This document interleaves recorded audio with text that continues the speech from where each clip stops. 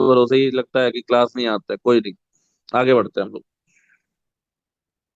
चलिए, question number 6 and 7 quickly, ज्यादा time नहीं है अपने पास।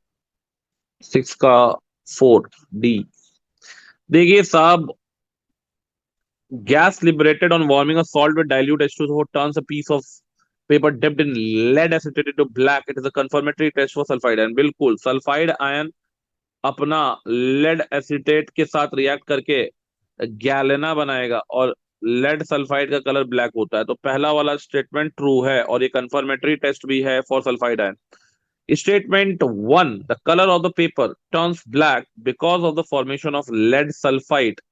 लेड सल्फाइड लिखा है, लेड सल्फेट नहीं लिखा, लेड सल्फाइड नहीं लिखा है। In the light of the above statement choose the most appropriate answer for the options given below. आप लोगों ने हड़बड़ी में गलती कर दी, यहाँ लेड सल्फाइड लिखा है। लेड सल्फाइड नहीं बनेगा, लेड सल्फाइड बनेगा। ठीक है, तो आप लोगों का, मैक्सिमम लोगों का आंसर जो है वो गलत हो चुका है। ठीक है, बधाई हो फॉर -1। ऐसा ही एग्जाम में भी करिएगा। Statement 1 is true, statement 2 is false. ठीक है, आंसर इज 6 का C। चलिए आगे बढ़िए। The group 2 precipitate soluble in yellow ammonium sulphide कॉप। ठीक है, ये मैंने क्लास में भी बताया था। Group 2 precipitate soluble in YaS। अगर आपको याद होगा तो मैंने बताया था कि कॉपर, बिस्मथ, कैडमियम, मरकरी, इनका जो प्रेसिपिटेट होता है वो क्या होता है? सॉल्युबल होता है, इनसॉल्युबल होता है? एनीवन? 7 का। सर कॉपर HgO सॉल्युबल नहीं होता। वो सॉल्युबल नहीं होता है, सॉल्युबल पूछा है ना, सॉल्युबल। आर्सेनिक, एंटीमनी और टिन, ये तीनों की भी अगर हम लोग बात करें तो ये भी, ये सॉल्युबल नहीं होता। दीज आर नॉट सॉल्युबल, ये तो पता है हम लोगों को। These are not soluble, these are also not soluble I think. 7 का भी जो है, अगर आप देखिएगा, ये अपने सिलेबस का पार्ट तो नहीं है, but if you look then आपको समझ में आएगा कि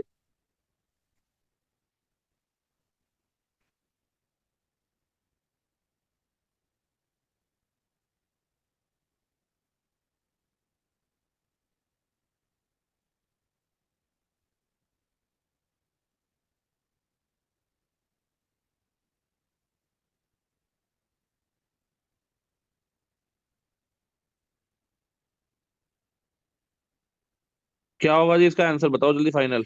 सर आपने वो लिखाया था PbS CuS insoluble in YaS।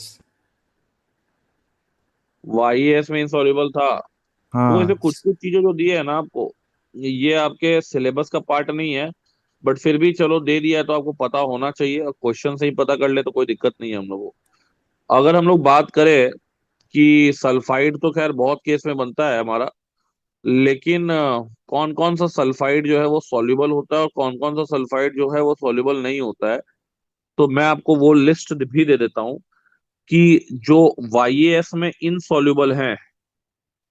ठीक है, सल्फाइड खासकर ये याद रखिएगा, बड़ा इंपॉर्टेंट क्वेश्चन है। CuS, HgS, ठीक है, Bi2S3, ठीक है, इसके अलावा PbS, इसके अलावा CdS, ये सारे इनसॉल्युबल हैं। ठीक है, और जो आपका YaS में सॉल्युबल होगा, जो YaS में सॉल्युबल होगा वो भी याद रखिए, that is AS2S3, that is AS2S5, that is Sb2S3, that is Sb2S5, that is SNS, and that is SNS2। ये सॉल्युबल है। तो सॉल्युबल हमसे पूछा है तो the correct answer will be what? A। Yes और नो? ये याद रखिएगा। लिस्ट अगर आपका अपडेट, ये वाला लिस्ट तो मैंने कॉपी में दिया है आपको, ये वाला भी, सॉल्युबल वाला भी लिस्ट याद कर लीजिएगा। इसमें मैंने आपको कॉपी में इसलिए नहीं दिया था क्योंकि अपने सिलेबस का कोई भी कटाया नहीं आना था नहीं। तो इसी का फायदा होता है, जब आप क्वेश्चन बनाते हैं तो आपको पता चलता है कि हम लोग क्या जानते हैं और क्या हम लोग को जानकारी जो है वो नहीं है। तो इससे क्या है कि हमारा अपडेट भी हो गया। ठीक है, और अपन को थोड़ा सा आगे भी समझ में आ गया कि क्या चीज यहाँ पे पूछ सकता है। चलो कोई नहीं।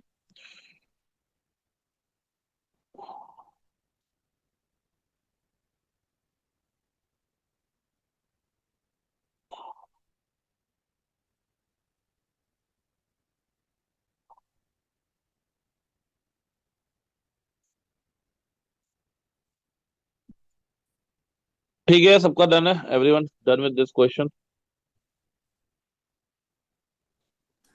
हाँ हो गया।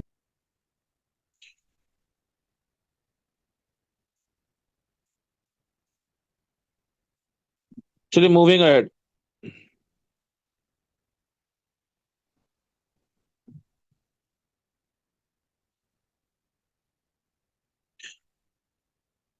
चलिए 8 and 9 सॉल्व करिए दोनों को। I think yes, most of the people have C and D answer, 8C and 9D। तो I think brown ring test पका पकाया क्वेश्चन है यहाँ पे। NO3 माइनस, ठीक है, 8 का C होगा। और उसके बाद difference between radius of third and fourth orbits of lithium 2 plus is delta R1। The difference between the radii of third and fourth orbit of helium plus is delta R2। the ratio of delta R1 and delta R2। तो अब इससे simple question जो है आपके NEET या कोई भी exam में नहीं पूछ सकता है from the chapter of atomic structure, ठीक है। तो I think this question is self explanatory question, इसमें कुछ करना नहीं है। तो इसका आंसर बहुत लोग क्या दे रहे हैं, डी दे रहे हैं ना। तो इसका आंसर जो है मैं एक्सप्लेन भी नहीं करूंगा दिस क्वेश्चन को। The correct answer of this question is D. ठीक है, तो जिनका आया है बधाई हो, बहुत इजी क्वेश्चन है, इसको बताने का कोई मतलब नहीं है, टाइम वेस्ट है। चलिए क्वेश्चन नंबर 10, 11 and 12। क्वेश्चन यहाँ जी का आंसर आ चुका है 10C, 11D, 12B, C, D, B। Farhan का कुछ अलग आंसर है, चलो देखते हैं किसका सही है। पहला बोला था probability of finding the electron in the px orbital is, ठीक है, ये तो बहुत आसान क्वेश्चन है। Maximum on two sides of the nucleus along x axis, ठीक है। यानी कि ये अगर आपका न्यूक्लियस है तो एक्स एक्सिस के दो अपोजिट साइड्स पे अगर हम लोग बात करें, यहीं पे आपको इलेक्ट्रॉन डेंसिटी मिलेगा अगर ये एक्स एक्सिस है तो यही आपका क्या होगा, पी एक्स को रिप्रेजेंट करेगा, ठीक है। वाई एक्सिस पे आपका मिलने का इलेक्ट्रॉन प्रोबेबिलिटी 0 है और जेड एक्सिस पे भी 0 है। तो आंसर अगर हम लोग बात करें तो इसका आंसर सी होगा, ठीक है ना। तो किसका सही हुआ भाई, आई थिंक स्नेहा का सी है, 12 का 10 का सी जो आंसर है वो सही है। ठीक है, आगे बढ़ते हैं। The correct order of e by m of the following species, बहुत आसान क्वेश्चन है। सपोज करो अगर ई बाय एम हमको निकालना है एंड हम लोग लिथियम 2 प्लस का निकाल रहे हैं, तो लिथियम के लिए चार्ज 2 है और मास ले लेते हैं इसका 7, ठीक है। इसी तरह से अगर हम लोग ई बाय एम निकाल लें, ठीक है, किसका, हीलियम 2 प्लस का, तो मास 2 है, चार्ज 2 है और मास आपका 4 है। एंड अगर हम लोग ई बाय एम निकाल लें एच प्लस का, ठीक है, तो e by m of H plus will be equal to what, 1, ठीक है। तो सबसे ज्यादा ई बाय एम किसके लिए, एच प्लस के लिए है। तो सबसे ज्यादा H plus, then He2 plus and then Li2 plus. So the correct answer H plus, He2 plus, then Li2 plus. The correct answer for this question will be D. देखते हैं ये कितने लोगों का सही हुआ है। तो ये सही हुआ है आपका, अमन का सही है एंड आई थिंक फरहान आपका गलत है, आर्गो आपका सही है, स्नेहा आपका सही है सेकंड क्वेश्चन में, ठीक है। मूविंग अहेड, 12 का आंसर देखते हैं। If the radius of first Bohr orbit is R, then the radius of fifth Bohr orbit, ठीक है। ये अब इससे आसान क्वेश्चन तो कुछ हो नहीं सकता है, ठीक है ना। तो अगर हम लोग बात करें तो रेडियस जो पूछा है फर्स्ट बोर ऑर्बिट का आर है, तो the radius of fifth Bohr orbit, तो हम लोग को पता है कि रेडियस फर्स्ट बोर ऑर्बिट का हम लोग कितना लिखते हैं, 0.529 लिखते हैं, ठीक है, 0.529 एंगस्ट्रॉम लिखते हैं। तो किसी भी nth ऑर्बिट का रेडियस क्या हो जाएगा, R1 × n² z हो जाएगा, ठीक है ना। तो अगर फर्स्ट ऑर्बिट का रेडियस r है तो इसको r पकड़ लो, और फिफ्थ ऑर्बिट जो होगा वहां 25 हो जाएगा, और नीचे आ जाएगा ये, तो इसका आंसर आ जाएगा कितना, 25 r। यानी फर्स्ट बोर ऑर्बिट के टर्म में आएगा 25 r। तो इसका आंसर आएगा क्या, बी। लेट्स सी किसका किसका सही था। तो आई थिंक स्नेहा का आंसर जो था वो तीनों आंसर ही सही था। अमन का भी सही है, 12 का बी, एंड 10 का सी, 11 का सी। ठीक है, ठीक है, स्नेहा का तीनों सही है, बाकी लोग का पता नहीं क्या है, कुछ भी है। चलो ठीक है, चलो ठीक है, आगे बढ़ते हैं, मूविंग अहेड। ठीक है, मूविंग अहेड, आगे बढ़ते हैं हम लोग। We have the next two questions on the screen, try solving it with accuracy.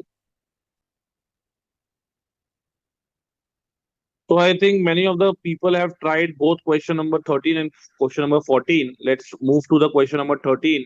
पूछा है what is the ratio of the de Broglie wavelengths for the electrons accelerated through 200 volts and 50 volts. तो हम लोग को पता है एक formula कि लैम्डा जो होता है that is basically inversely proportional to stopping potential that is root V. ठीक है, तो अगर हम लोग lambda one by lambda two लगाएं तो सीधा सा बात हो जाएगा, ये आ जाएगा root V two by root V one. ठीक है, तो what is the de Broglie wavelength for the electrons accelerated through 200 volts. तो पहले आपका आएगा यहाँ पे, ठीक है, 200 वोल्ट्स वाला जो आएगा वो नीचे आ जाएगा, ऊपर आ जाएगा 50 और नीचे आ जाएगा क्या, 200। So the answer will be 1:2, क्योंकि 200 वोल्ट वाला जो आएगा वो नीचे आ जाएगा। ठीक है ना, 200 वोल्ट नीचे आ जाएगा और 50 ऊपर चला जाएगा, तो 1/4 आएगा, आंसर आएगा 1:2। तो आंसर विल बी ए। ठीक है, second question is the maximum number of electrons that can have principal quantum number n is equal to 3 and spin quantum number -1/2। ठीक है, तो आपका 3 के साथ 3s है, 3p है, और क्या है, 3d है। तो यहाँ पे एक इलेक्ट्रॉन आपका -1/2 के साथ है। ठीक है, यहाँ पे आपका 3 इलेक्ट्रॉन -1/2 के साथ है, और 3d में आपका 5 इलेक्ट्रॉन 1/2 के साथ है। तो the correct answer for D14 will be 9। ठीक है, इसका आंसर करेक्ट क्या आ जाएगा, इसका आंसर आ जाएगा 9। The correct answer will be D. कुछ लोगों का सही था, कुछ लोगों का गलत था। Moving ahead with the next set of questions. Any doubt anyone? No sir. चलिए ठीक है, moving ahead without wasting any time. So we have next set of questions, question number 15 and question number 16. One series of hydrogen atom is X. Shortest wavelength का मतलब होता है maximum frequency. Then the wavelength of first line of Balmer series of hydrogen atom will be what? ठीक है, तो अब यहाँ पे अगर हम लोग X की बात करें तो शॉर्टेस्ट वेवलेंथ पूछा है लाइमन का, तो लाइमन का शॉर्टेस्ट वेवलेंथ का मतलब क्या है, इन्फिनिटी से आपका वन पे आ रहा है। ठीक है ना, तो इन्फिनिटी से अगर वन पे आ रहा है तो इसका वेवलेंथ एक्स है आपका। तो इसका मतलब हम लोग कह सकते हैं कि E infinity minus E one का जो वैल्यू होगा that will be equal to h c by lambda. और E infinity minus E one का वैल्यू कितना आ गया, that is basically E one को आप लिख सकते हैं, कितना लिख सकते हैं ई वन को, ये तो 0 हो गया, और ई वन को हो जाएगा आपका 13.6 इलेक्ट्रॉन वोल्ट। 13.6 के जगह पे अगर हम लोग n1 square by r1 square लिख दें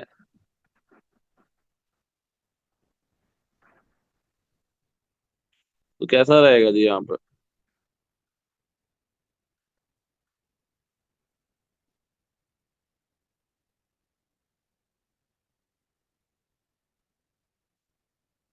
एक्स का वैल्यू कितना आ जाएगा, एच एक्स का वैल्यू यहाँ पे आ जाएगा 1/कैपिटल R के आसपास। ठीक है, और अगर हम बाल्मर की बात करते हैं तो for Balmer n1 is equal to 2 और n2 इज इक्वल टू 3, तब जाके ये आपका फर्स्ट लाइन का बाल्मर सीरीज आएगा। This is the first line of Balmer. तो फर्स्ट लाइन ऑफ बाल्मर अगर ये है तो lambda will be equal to what, lambda will be equal to one by Rydberg constant और 4 × 9/9 - 4। ठीक है, तो ये आ जाएगा तुम्हारा 36/5 और नीचे R है तो 1/R 36/5 x आ जाएगा। तो जिनका जिनका बी आंसर निकला है वो सही है, जिनका जिनका बी आंसर निकला है वो सही है। Which orbital is represented by wave function psi 310। देखिए psi 310 बेसिकली ये जो 310 होता है ना, ये Sai n, l, m represent करता है। तो पहला वाला नंबर जो है वो प्रिंसिपल क्वांटम नंबर का वैल्यू है, सेकेंड वाला नंबर जो है एजीमुथल क्वांटम नंबर का वैल्यू है। तो इसका मतलब 3p हो गया, और लास्ट वाला जो m है वो 0 है। तो ठीक है, अब यहाँ पे 3p होगा। अब 0 का मतलब z होता नहीं है वैसे, 3px भी हो सकता है और 3py भी हो सकता है, बट 3px और 3py दिया नहीं है। सो हम लोग यहाँ पे आंसर क्या मार देंगे, बी मार देंगे। तो लेट्स सी किसका किसका आंसर सही हुआ है। 16b, 15b, 16b, ठीक है, बहुत लोगों ने क्रैक कर दिया था। चलिए ठीक है, बोथ भी। आगे बढ़ते हैं हम लोग, moving ahead with the next set of questions. चलिए ठीक है, moving ahead with the next set of questions. ये तो आसान है, 4 quantum numbers for the unpaired electrons of chlorine. जल्दी बताइए इसका आंसर। चलिए आ जाना चाहिए इसका answer, yes B, B will be the correct answer. 3 होगा एम 3p में, और एम का वैल्यू 0 पकड़ सकते हैं, 0 ये तो हो नहीं सकता है। 1/2 प्लस 1/2 माइनस 1/2 दोनों हो सकता है। तो correct answer will be 3p1, 3p5 में इसका अनपेयर्ड इलेक्ट्रॉन है। चलिए ठीक है, आगे बढ़ते हैं, मूविंग अहेड। चलिए ठीक है, I think this question is also very basic question. ठीक है, सी, एफ ऑर्बिटल को रिप्रेजेंट करेगा। एफ ऑर्बिटल में आपका, एफ सबशेल में आपका 7 ऑर्बिटल होता है, तो एफ सबशेल रिप्रेजेंट करेगा यहाँ पे 7 ऑर्बिटल। तो जहां पे भी आपको दिख रहा है मार दो आंसर। सर वैभव वेटिंग में ले लीजिए। चलिए आगे बढ़िए। 19। चलिए ठीक है, पहला आंसर आ चुका है इकरा का। I think a single electron orbits a stationary nucleus of charge Ze, where Z is a constant. It requires 47.2 electron volt to excite electron from second orbit to the third orbit. Find the value of Z. तो अगर हम लोग बात करें कि delta E will be, that is 3 से 2 में, 2 से 3 में जाने के लिए जो एनर्जी है दैट इज 47.2 इलेक्ट्रॉन वोल्ट, ठीक है। और अगर मैं बात करूं कि हाइड्रोजन एटम के लिए, ये तो जो बात है, हाइड्रोजन के लिए अगर हम लोग निकालते हैं E3 - E2, तो E3 - E2 हाइड्रोजन के लिए जब निकालोगे तो E3 का वैल्यू कितना आता है हाइड्रोजन के लिए, तो हम बताए थे क्लास में, ठीक है ना, इसको हम बताए थे। E3 का वैल्यू कितना आ जाता है, 13.6 इंटू Z² / M²। 1.51 कितना आएगा, 1.51 E3 E3 1.51 आएगा, और ये आ जाएगा तुम्हारा कितना, माइनस ऑफ 3.4। 3.4 आ जाएगा, ठीक है। तो ये माइनस होगा, ये प्लस हो जाएगा, 3.4 माइनस 1.51 कर लो, I think it will come as 1.89, ठीक है। तो ये हाइड्रोजन के लिए है, this is for hydrogen atom, ठीक है। तो अगर हम लोग बात करें तो ये जो डेल्टा E3 - E2 है, जो 47.2 आया है, ठीक है, तो 47.2 आया होगा, that will be equal to what, that will be equal to Z² into 1.89, ठीक है। तो हाइड्रोजन एटम वाला जो जो भी टर्म रहेगा वो यहाँ मल्टीप्लाइड होगा। तो Z का वैल्यू जो आएगा Z² का, दैट इज 47.2 बाय कितना आ जाएगा, 1.89। सो अप्रोक्सीमेटली अगर हम लोग बात करें तो ये वैल्यू आ रहा है लगभग लगभग 2 से कट रहा है तो 5। 25, 5 के आसपास आ रहा है। तो ये अच्छा क्वेश्चन है, इसका आंसर 19 का सी आ जाएगा। ठीक है, and which transition emits photons of maximum frequency. तो आई थिंक हम लोग को पता है कि लाइमन में सबसे ज्यादा फ्रीक्वेंसी होता है, क्योंकि यूवी रेज में, यूवी रीजन में लाई करता है कि नहीं। बाल्मर में फिर क्या हो जाता है, बाल्मर में आपका विजिबल रीजन होता है, ठीक है, और नीचे में जितना भी है आपका लाइमन, बाल्मर, पाश्चन, तो पाश्चन के नीचे जितना भी है सबके अंदर क्या आ जाता है, इंफ्रारेड रीजन आ जाता है ना जी। तो मैक्सिमम फ्रीक्वेंसी क्या हो जाएगा, मैक्सिमम फ्रीक्वेंसी आपको दिखेगा इन द लाइमन सीरीज। तो first line of the Lyman series will be the maximum frequency वाला लाइन। और मैंने आपको बताया भी था कि 1 और 2 के बीच में गैप ज्यादा रहता है, 2 और 3 के बीच में फिर गैप कम हो जाता है, 3 और 4 के बीच में फिर गैप और कम होता है, 4 और 5 में और गैप कम हो जाता है, यस और नो। तो 20 का आंसर क्या आ जाएगा, डी आ जाएगा। क्लियर है सबको। हाँ सर। जैसे जैसे आप ऊपर जाइएगा गैप जो है लाइंस के बीच में वो कम होता जाएगा, और गैप कम होता जाएगा मतलब आपका फ्रीक्वेंसी जो है वो भी कम होता जाएगा। Moving ahead with the next set of questions. So ये आर 3 न्यूमेरिकल टाइप क्वेश्चंस। इसका आंसर इंटीजर में है या न्यूमेरिकल में। देखिए पहला जो क्वेश्चन है which of the following basic radicals forms white precipitate, तो एक तो हमको पता है कि Ag प्लस Cl माइनस के साथ कंबाइन करेगा और AgCl का व्हाइट प्रेसिपिटेट बनाएगा। FeCl3 सॉल्युबल सॉल्ट है, ठीक है, तो इसका तो कोई प्रेसिपिटेट बनने वाला नहीं है। ZnCl2 भी सॉल्युबल सॉल्ट है, तो इसका भी प्रेसिपिटेट नहीं बनेगा। इसके बाद PbCl2, Pb2 प्लस भी ग्रुप 1 का रेडिकल है, यहाँ भी PbCl2 का आपका व्हाइट पीपीटी बन जाएगा, तो ये आपका सही है, ये भी सही है। Mg2 प्लस और NH4 यानी MgCl2 एंड NH4Cl, ये दोनों भी आपका क्या है, सॉल्युबल सॉल्ट है, तो इसका आंसर हो जाएगा कि ग्रुप 1 का जो रेडिकल है बेसिकली वही दोनों प्रेसिपिटेट देगा, तो the answer for first question will B 2 not 3।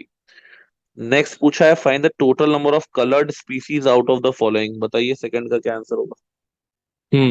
ठीक है, एक आंसर आया है अयान का, दैट इज Cl2 जो है हमको पता है कि ग्रीनिश येलो होता है, कॉपी में आपको पहले भी लिखवा चुके हैं ग्रीनिश येलो।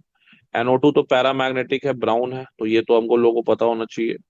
NH3 जो होता है ये कलरलेस होता है, NH3 कलरलेस गैस होता है। CDS जो है कैडमियम सल्फाइड येलो कलर का होता है। N2O4 में बेसिकली डाई मैग्नेटिक हो गया, ये दो NO2 मिल गया तो ये डाई मैग्नेटिक हो गया, और NCERT में ये लिखा भी हुआ है it is colourless solid, it is colourless या व्हाइट सॉलिड, तो ये तो आपका नहीं होगा कलर्ड, तो ये कलर्ड नहीं होगा। NH3 भी कलर्ड नहीं होगा।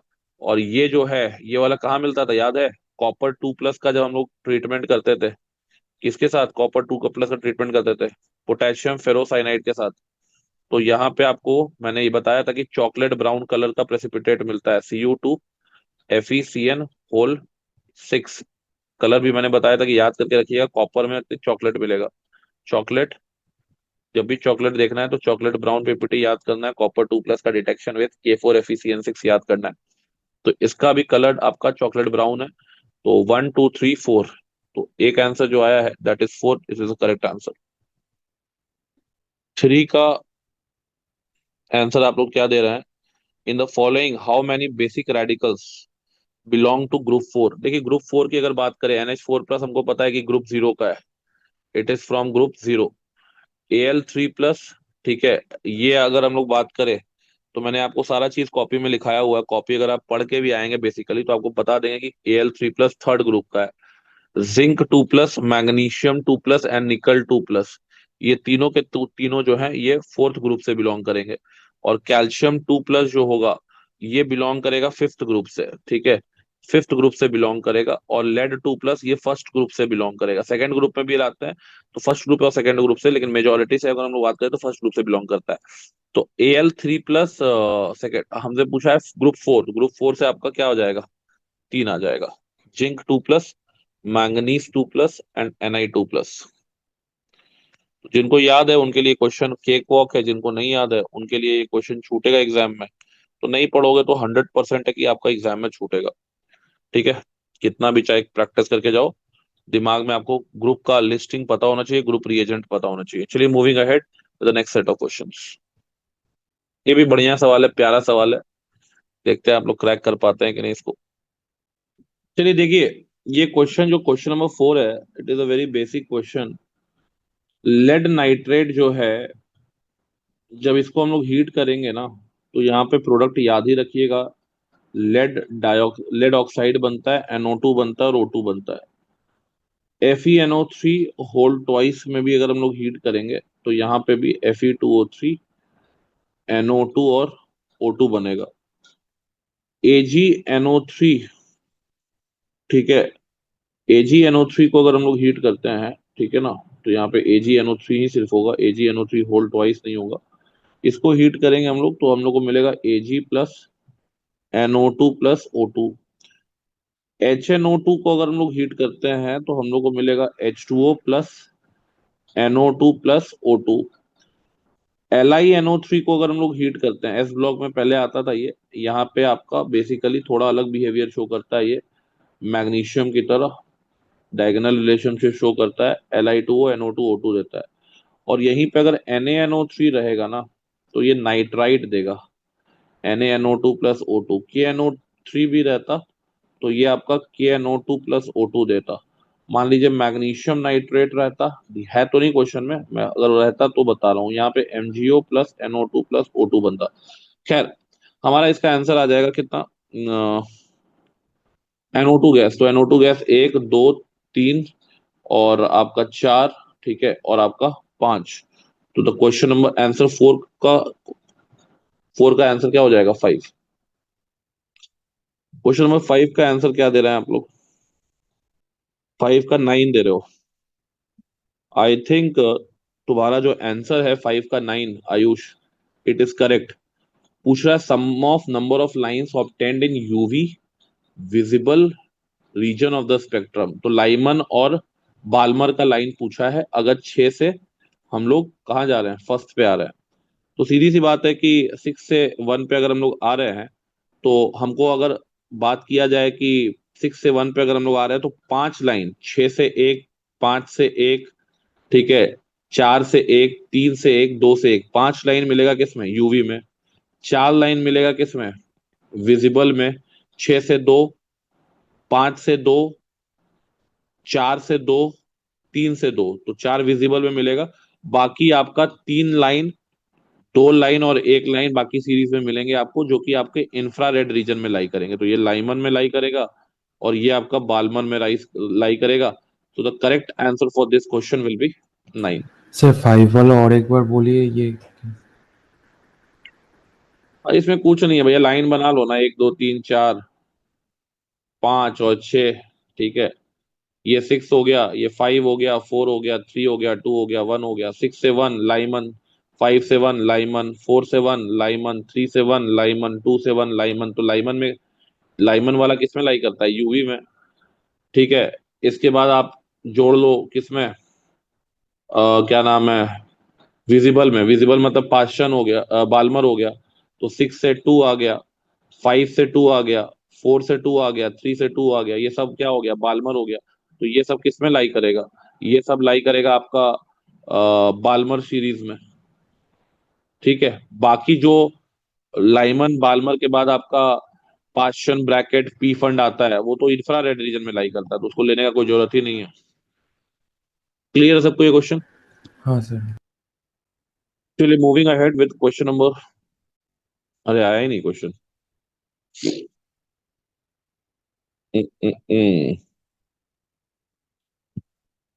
ऐसा कैसे, B1 से कितने लोग क्लास कर रहे हैं, बैच B1 से? How many of you are from batch B1, NEET B1 से?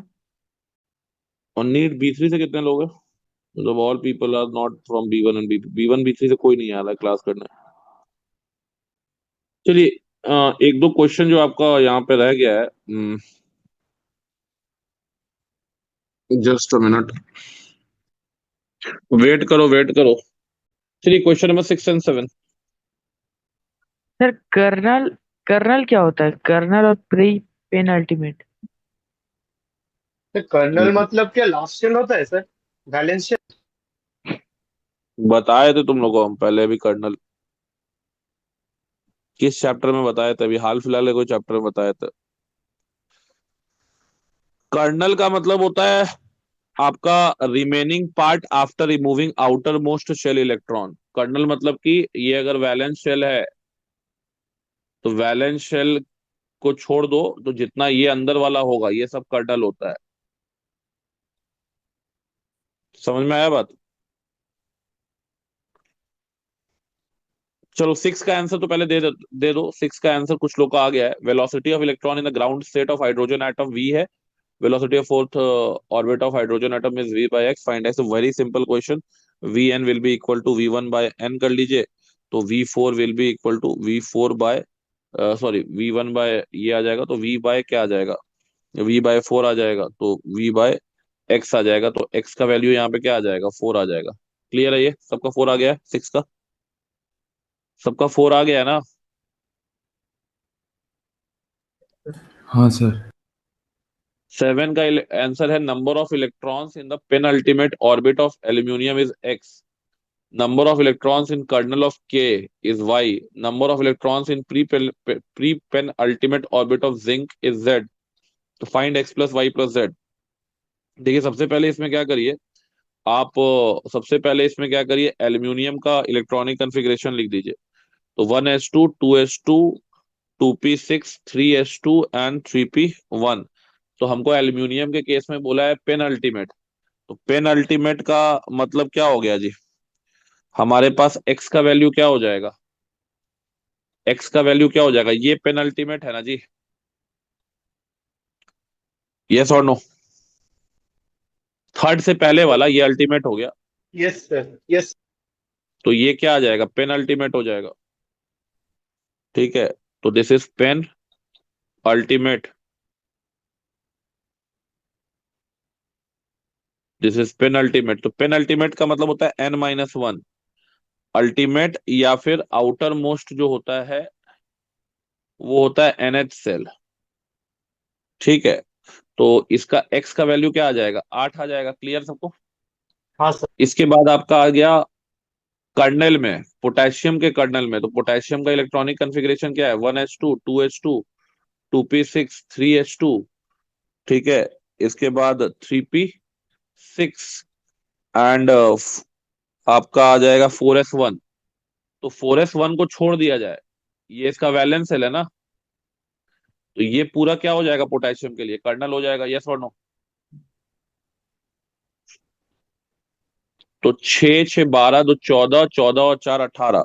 तो कर्नल में कितना है, 18 है। तो वाई का वैल्यू कितना आ जाएगा, 18 आ जाएगा। समझ में आ रहा है बात, समझ में आ रहा है सबको बात। Yes sir yes. Yes sir. और pre penultimate, pre penultimate zinc के लिए बोला है, प्री पेनल्टीमेट तो जिंक का लिख दो यार। जिंक जिंक का हम लोग प्री पेनल्टीमेट का मतलब क्या हो जाएगा, प्री पेनल्टीमेट का मतलब हो जाएगा n-2 ना जी। तो n-2 का मतलब जिंक के लिए कितना है, जिंक का इलेक्ट्रॉनिक कॉन्फ़िगरेशन क्या लिखोगे, 1s2 2s2 2p6 3s2 3p6। इसके बाद आपका आ जाएगा 4s2 3d10। तो हमारा 4s2 जो हो गया वो n हो गया, ये n-1 हो गया, ये सब n-1 हो गया, और ये हो गया n-2। तो ये हो गया प्री पेनल्टीमेट। अगर हम प्री पेनल्टीमेट बोल रहे हैं तो प्री पेनल्टीमेट का मतलब क्या हो गया जी, n-2 हो गया। यस और नो। तो इसमें भी z का वैल्यू कितना आ जाएगा, 8 आ जाएगा। तो z 8 है, y 18 है, और आपका x कितना है, x 4 है। तो 18 4 22, 22 और 8 30, 30 आंसर आ जाएगा इसका। समझ में आया सबको बात, 30 आया कि 30, कैलकुलेशन गलती कर दी थोड़ा सा मिलता है। 18 4 32, 18 4 22, 22 सही तो काउंट किया है। अच्छा 18 8 26, 26 और 8 34 होगा, सॉरी। 34 आएगा सर, 30। 34 आएगा, ठीक है। रिपीट करिएगा। क्या बोल रही हो, रिपीट करिएगा, लाइक वो क्या करिएगा। क्या क्या क्या फिर से बोलो, क्या बोल रही हो। आई मीन ये एक्सप्लेनेशन एक बार रिपीट कर दीजिए प्लीज। एक्सप्लेनेशन इसमें आपसे बेसिकली जो क्वेश्चन पूछा है वो पूछा है कि एल्यूमिनियम, मतलब इसमें एक्सप्लेनेशन कुछ करना नहीं है आपको। पेन अल्टीमेट का मतलब पता होना चाहिए। जो लास्ट शेल होता है उसको अल्टीमेट शेल बोलते हैं, लास्ट शेल को हम लोग NH शेल बोलते हैं। तो NH शेल को क्या बोलते हैं हम लोग, अल्टीमेट बोलते हैं। ठीक है, लास्ट से एक पहले जो n-1th शेल होता है इसको हम लोग पेन अल्टीमेट बोलते हैं। It is called as penultimate shell. n-2th जो होता है इसको हम लोग प्री पेन अल्टीमेट बोलते हैं, प्री पेन अल्टीमेट बोलते हैं। ठीक है, और आपका लास्ट को छोड़ के, वैलेंस को छोड़ के, अगर ये आपका वैलेंस सेल है, ठीक है, तो अंदर वाला जितना भी शेल होगा सबको अगर हम एक साथ बात करें तो सबको एक साथ क्या बोलेंगे, कर्नल बोलेंगे। यही बात बता रहे थे। तो सबका काउंट कर लो कि क्या किस में क्या दिया हुआ है। एल्यूमिनियम में क्या पूछा है, एल्यूमिनियम में हमसे पूछा है एक्स, और बोला है कि एल्यूमिनियम का एक्स क्या है, पेन अल्टीमेट है। तो पेन अल्टीमेट का मतलब n-1 एल्यूमिनियम का, तो n-1 ये n हो गया ना एल्यूमिनियम का, बोलो जल्दी। तो ये क्या हो जाएगा, n-1 नहीं होगा। अरे यस और नो। Yes sir. तो ये x का वैल्यू कितना आ गया, 8 आ गया। अब y का बोला है कर्नेल बताने, तो y का मतलब k का कर्नेल, तो k का कर्नेल क्या हो गया, k का वैलेंस इलेक्ट्रॉन 4s में है, तो बाकी सब इसका k का क्या हो जाएगा, कर्नल हो जाएगा। हम क्या बोले, वैलेंस सेल को छोड़ के जो बाकी सब होगा वो कर्नल होगा। तो वैलेंस सेल को छोड़ के बाकी बच गया इसके पास कितना, 6 2 8 6 14 4 18 इलेक्ट्रॉन, तो y का वैल्यू क्या हो गया, 18 हो गया। समझ में आया बात। Yes, sir. अब उसके बाद इलेक्ट्रॉन बोला है प्री पेनल्टीमेंट ऑफ जिंक, तो जिंक का इलेक्ट्रॉनिक कॉन्फ़िगरेशन लिखो और उसका n माइनस, ये हो गया n, 3d वाला 3p वाला 3s वाला ये सब क्या है, n माइनस 1 है। और 2s 2p वाला क्या है, n माइनस 2 है, तो n माइनस 2 क्या हो गया, प्री पेनल्टीमेट हो गया ना। तो प्री पेनल्टीमेट में कितना है जिंक का, 8 है, तो जेड का वैल्यू कितना हो गया, 8, सबको ऐड कर दो, 18 8 26 26 8 34 आ रहा है। समझ में आया बात। Yes, sir. तो बस पता होना चाहिए था टर्मिनोलॉजी का मतलब, बाकी निकल जाएगा। चलिए 8 और क्वेश्चन नंबर 9 सॉल्व करिए। चलिए ठीक है, 8 वाला answer is quite simple. Lambda का वैल्यू आप लिख दीजिए क्या, h/mv, ठीक है। और डी ब्रॉगली वेवलेंथ का वैल्यू पूछा है, ठीक है। तो डी ब्रॉगली वेवलेंथ का वैल्यू जब कैलकुलेट करोगे, बॉल 25 ग्राम का है, ठीक है, और वेलोसिटी पुट करोगे सेंटीमीटर पर सेकंड में, तो जो लैम्डा का वैल्यू सेंटीमीटर में आएगा कैलकुलेट करने के बाद, दैट इज 4 × 10⁻³ सेंटीमीटर, ठीक है। तो x का वैल्यू आपका क्या आ जाएगा, x का वैल्यू आ जाएगा 4। सिंपल वैल्यू पुट करिए, फॉर्मूला पुट करिए, आंसर आएगा। तो 8 का 4 हो गया, 9th का आंसर क्या होगा जल्दी बताओ, जल्दी कैलकुलेशन करो फास्ट, इतना टाइम नहीं है भाई। तो यहाँ पे आपको बोला है क्या निकालना है, अनसर्टेनिटी इन पोजीशन निकालने बोला है। तो अगर अनसर्टेनिटी इन पोजीशन निकालने बोल रहा है आपसे, तो जाहिर सा बात है कि आपको अनसर्टेनिटी इन वेलोसिटी दिया हुआ है, तो and this is given as 5%, तो 5% यानी 5/100 ऑफ जो इसका वेलोसिटी है 90, तो ये लगभग लगभग आ जाएगा अनसर्टेनिटी 4.5 मीटर पर सेकंड का अनसर्टेनिटी है वेलोसिटी में। हमको पता है कि delta V dot delta X का वैल्यू होता है h/4πm according to Heisenberg uncertainty principle. So del X will be h/4πm into delta V. तो अगर सारी वैल्यू को बस पुट कर दीजिए आप, 6.63 इंटू 10⁻−34 4πm, तो 4 इंटू 3.14 इंटू 0.01 केजी का बॉल है। और मास को हमेशा केजी में लेना है, यहाँ पे ध्यान रखिएगा, मास को हमेशा जो भी ग्राम में है उसको केजी में पुट करना है। तो 0.01 कर दिए, और वेलोसिटी का डेल्टा वी जो है दैट इज 4.5। तो इसको आप जब सॉल्व करिएगा ना, तो सॉल्व करने के बाद जो आंसर आपका निकल के आएगा वो 1.17 इंटू 10⁻−33 निकलेगा। तो ये 1.17 हो गया, नियरेस्ट इंटीजर में राउंड ऑफ करने बोला है, तो इसका आंसर क्या आ जाएगा, 1 आ जाएगा। क्लियर है सबको। सर हाँ 1 आएगा क्या? 1 आएगा सर? हाँ, 1 ही आएगा, 1 ही आएगा।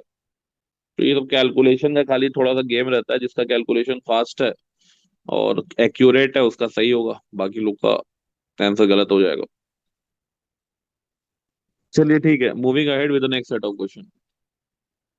तो आई थिंक एक क्वेश्चन इस सेट का और बच जाएगा आपका, निकालो इसको। सर 80 पॉइंट कुछ आएगा, 80 आ रहा है आंसर, 80 पॉइंट कुछ आएगा। नहीं गलत आ रहा है।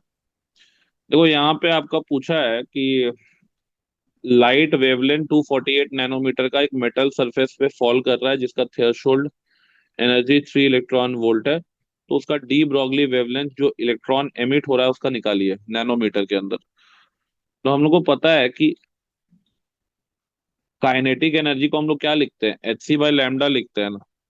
और hc/लैम्डा अगर नैनोमीटर में सारा खेल चल रहा है, तो आपका hc का वैल्यू हम लोग क्या ले लेते हैं, अगर लैम्डा नैनोमीटर में तो hc का वैल्यू ले 1240। लेते हैं सर 1240।